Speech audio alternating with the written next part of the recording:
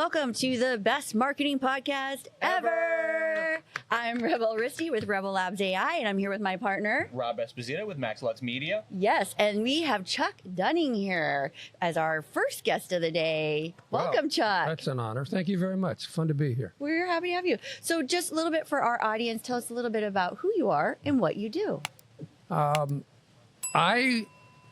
I started in the radio business right out of college. I was one of the lucky ones to turn an internship into what they termed as, if you'll work cheap, we can find a place for you.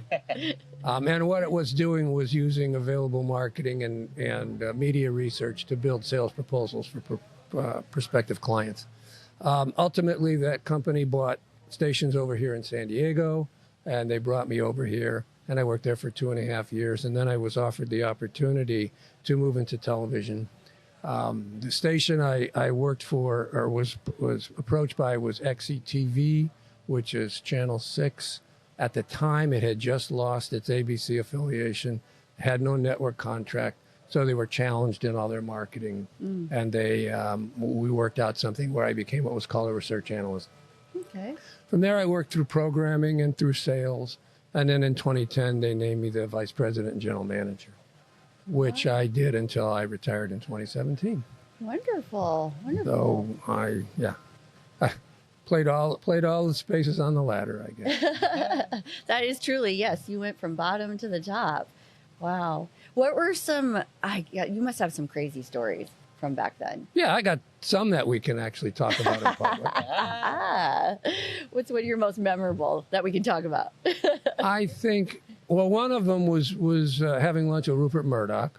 Oh. We were the first station to sign on with the Fox network back in 1986. And our general manager, one of my three biggest mentors, Martin Colby, was kind of the affiliate representative to the network. And there was a point in the early stages of Fox where it was very close to collapsing. And Marty was trying to rally the stations, hey, don't give up, don't give up. Mm-hmm. And so we're at a conference where it's really coming to a head. And Murdoch said, I want to have lunch with you. So I was lucky enough with my boss and Marty to sit with Murdoch and kind of talk through the problems. And I wasn't solving the problems of the network. I was more the fly on the wall. But it was really something to be able to do that. Probably one of the highlights of my time was in 1998 when the Padres went to the World Series against the Yankees. Ooh. And it was on the Fox network, which means it was on Channel 6. Yeah. So it's, Dickens called it the best of times, the worst of times. Having the World Series on your station is very exciting and very energizing. And at the same time, the world's got their eyes on you. And I had people I hadn't talked to since high school become my best friends because they thought I could get them tickets. Tickets, yes. Why not? But my favorite story from that was if you were living here then, that's when the ballot to build Petco Park was going, or the proposition to publicly finance Petco Park was going on the ballot. And so the Padres were obviously very invested in that. So they called me the day of Game 4, and we all pretty much knew it was going to be a sweep. So they wanted to get a commercial right in the game promoting the ballot. And I said, well, I would be not doing my job if I wasn't already sold out this close. But then there's the other part of being a sales manager, which is there's always wiggle room. So my people and my staff, one of my managers and I played chess all over the place. Finally created a spot, but we had to bake in the fact that we were going to really annoy somebody. So we came back out to them with a cost, and their ad guy said some unprintable things to me and accused me of not having a heart and being totally disloyal to a hometown team. I just said, this is just what it's going to take. I'm sorry. And this was like roll the dice, but I wasn't going to be killed if we didn't get it because we were all way over the budget and we had this. He calls me back and he called me another name. Said, all right, book it. But Larry Lucchino, who was the GM of the Padres, is really pissed. And it's like, okay, well, we'll book it. Now, ever since San Diego Stadium had been built, we had 4 seats behind home plate that we traded the Padres for airtime. And they were, pretty cool there for the World Series. But the next year, when my airtime tickets came, Oh, no. back row of the right field bleachers. So they do remember. Larry had the last laugh. The other really cool thing was as we grew and we became the 9th rated Fox station out of 176. Oh, Wow. wow. And for viewers under 50, we were the highest rated station in town in prime time from 1992 to 2006. Yeah. At that, somewhere in there, our revenues actually exceeded, I won't name names, our revenues actually got bigger than one of the big three, which had never been done in San Diego. Wow. So, long story short, those are some of the things I remember from my days. Like, how do you man. get to that level? Being such a new station, is it? It's when all the stars align. First of all, many stations sort of got into Fox. Oh, maybe kind of tiptoe. Yeah, maybe, I don't know. We'll try this thing out. We could see the writing on the wall that this was the way forward. The independent TV business model was being really challenged by people like HBO, CNN, ESPN. All the fundamentals of our program schedule were now available other places. So with Fox, we could get brand new network quality programming. And it took a while to find the way. Their original business plan did not work, but ultimately they evolved, and that's, a whole nother story. Ultimately, they evolved into what they are, between The Simpsons and the NFL and the American Idol. I mean, these shows put Fox on the map. Yeah. So that, I mean... When did The Simpsons start running? What is it, like 35, 40 years now or Oh, something Simpsons like that? is... Oh, 'Cause I remember boy. that when I was a kid. So and here- I'm almost Yeah. 50. Here's the backstory on The Simpsons. There was a show that came on the early prime time of the network called Tracy Ullman Show. Yeah. You remember Tracy Yeah. Ullman, right? That was their hallmark. That was going to be their card, their gold show. And it was very, very well done. It was the first Fox show to ever win an Emmy. But the thing is it never really caught on. And to fill in between the skits, somebody at Fox found this cartoonist by the name of Matt Groening. And Matt had a strip running called Life in Hell. And they look kind of like bunnies and they look kind of like The Simpsons. So they animated that as shorts in between. And that's where people were going, wow, that's pretty cool. So in Christmas of 1989, I think it was, they did a half-hour Simpsons Christmas special. And it was overwhelming. And so it became a series, and we had times when it was the highest-rated show in all of San Diego. Wow. This is amazing how something so simple can just take off like that. There's a lot of stories. There's a lot of serendipity, and it's a commitment. Marty said, look it. And there were two other stations that wanted to be Fox affiliates too. Marty said, look, this isn't an experiment. This isn't dipping our toe. And we're with you high and low throughout. And during those hard days, Marty Colby was standing in front of 200 very angry affiliates saying, you can't give up now. Yeah. And so we did that. Always worked with the network on everything, supported it promotionally. In 1998, we were named the Fox Affiliate of the Year for our support. So long story short of your question is it's the stars aligning, but in our case, it was a real understanding of the business, a real belief in the business. Funny, the bulk of our sales staff as the network was growing were of the Fox age, early 30s. So they were like really into it. We didn't have a bunch of old timers.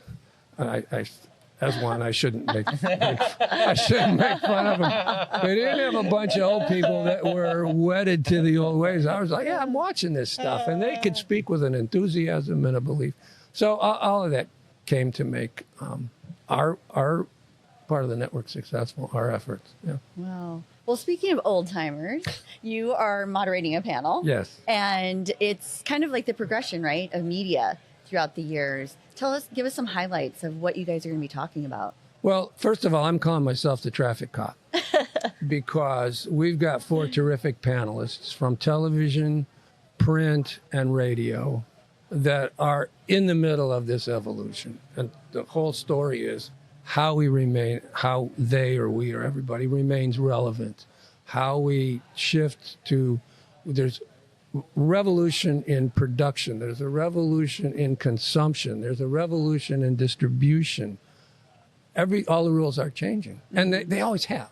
You know, I can think back to the late 70s and the 80s and the 90s, and that things were always changing then too. So this is not a new thing, but technology always, every advancement in technology always leaves you the risk of becoming extinct if you do not adapt. And so the whole part of it is the changing shift. Remember, in media, we have to serve 2 publics. We have to have audience. So we need to meet the needs of the audience. But at the same time, we need to meet the needs of the advertisers, the people that support it. You can't have one without the other. So as the audience shifts, the advertisers follow the audience. And so we have to find a relevance. And it's all the things you know. It is a paradigm shift. I mean, things are just different. And I don't know that young people watch TV at all anymore. No, I hear they don't. No, they really don't. I mean, they consume a whole lot less of what we call traditional linear, over-the-air, advertiser-supported television. The things that drive local TV now is local news and sports. And there's always a question, is sports eventually going to migrate away from over-the-air? I think that's a real long shot, because a lot of rural communities still don't have broadband access or cable or satellite access. So there's still, the sports fan still needs an outlet. And currently, even with all that, broadcast sports is still the highest rated sports there is. You know, the highest rated NFL games are still the ones that are on CBS or Fox or NBC. Yeah, well, I think that there's some of the streaming platforms that are making a move on that stuff, like you alluded to. But from what I understand, there's a lot of issues to work out still. There's a lot of bugs, and your game can glitch out right at the most important time. There's the buffer problem, but also local teams are very tied to their local community. You watch a local station here, even since the Chargers moved, there's a whole lot of promotion and promotion and coverage of the NFL. And the streamers don't do that. You know, they plug in a game and they unplug a game. So, and that I think is another part of the relevance of being in the local community. You've seen newses expand because that's your brand. Yeah. It sounds like you can't get it anywhere else. So that's the one. You really can't. True. You know, when you get a wildfire in San Diego, Netflix isn't going to be here. CNN might be here, but you got 7. You know, we would have 7 crews out 24/7. Oh, sure. During like the Witch Creek fire or the absolutely. Yeah. No, I mean CNN might be here, but only once the rich folks' houses start burning. Well, also, which is usually 2-3 days into the fire. A lot of CNN is fed by local stations that have agreements with CNN too. So but it isn't going to happen by magic. You've got to have your eyes out, your ears out, and listening to your consumers. I mean, there's some amazing things about the way people. I read something in The Economist that said the consumption of reading for pleasure has dropped by 40% in 20 years. And then there's another really interesting thing. Somebody tabbed the length of sentences in New York Times bestsellers. And since the 1930s, it's dropped by over a third. The sentences are shorter. So you've got people whose whole ecosystem is different. And how do you deal with it? How they communicate. Absolutely. I mean, there was like a leaked memo from the CEO of Netflix or something a few months back where he said basically we have to all our writers, we have to simplify our plots. We have to make a lot of exposition where the characters say the plot out loud and like really just voice what's happening over and over again, because I want you to make content assuming that everybody is scrolling through something on their phone while they're watching it. We were always taught to write for an 8th grader, and I think that might be a 6th grader now. I don't know, but the kids reading levels now are like dropping like a rock. There's more people that are functionally illiterate now than there's been at any time since like the early 90s. So we're going in the wrong direction with that too. And it's all about attention span, right? Because you're right. We're doing multiple things all the time. And it's almost expected. We're rewiring our brains for this. It really is an accepted. Yeah, accepted's a good word. It's a habit now. You're just gonna, and I imagine I do it too. Yeah, we do. I'm doom scrolling and I'm reading headlines and moving along. The real challenge is in how you're going to maintain relevance with your audience. But at the same time, how are you going to serve that audience? Right. The world can't exist in 2.5-minute sound bites. Yeah. Things are too complicated. So how are we going to, everybody's trying to find how we marry the two things together. Yeah. When you look at today, obviously the hot topics, AI, technology, where do you feel like we're heading in the right direction with media? How are these, media companies going to compete? Well, that's one of the big questions on the panel today is how they're integrating AI into their business. And I don't know. I mean, to me, AI is the genie out of the bottle. So we can try and moderate and regulate it to as the best degree we can, but it's always going to be a challenge. And I think that the broad answer that it seems to me is you embrace it as a tool, not as a crutch. Mm-hmm. You figure out, you let it, and you know, Rob, a whole lot more about it than I do, for sure. But Chuck said. No, I follow your things on LinkedIn, and you really are building quite a platform there. Thank you. But the thing is that if I was in charge today, I would know a hell of a lot more than I do. But I would say, okay, I've got an operation, I've got a goal, I've got a structure. How do I make AI work for me? Mm-hmm. How do I understand? How do I not grab the next shiny toy? Yeah. And we did. We grabbed a few shiny toys in my day, and it proves out. So that would be. And again, as I said, there's 4 people that live this every day, and you're going to hear some great answers from them on the panel. Awesome. Well, we're looking forward to that. Yeah, It's absolutely. a really good panel. Well, Chuck, I guess we're kind of wrapping up. Thank you for kicking us off today. This has been Sure. great. No, this was fun. Yeah. Any kind of last words of wisdom from the man who's been there and seen it all? Don't get scared. Everything changes. I did a talk with something a while back, and I listed all the revolutionary things between 1980 and 2017. We dealt with it.